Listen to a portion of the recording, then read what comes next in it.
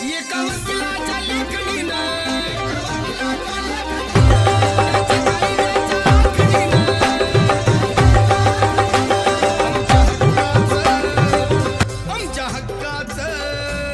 आमच्या हक्काचं लेखन व माय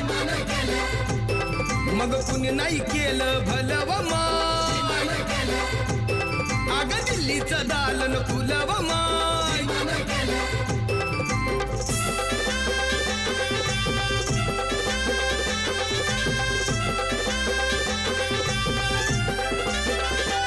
तुमच्या पोरानं शाळेत शिकावं आशाला जारीला मुकावं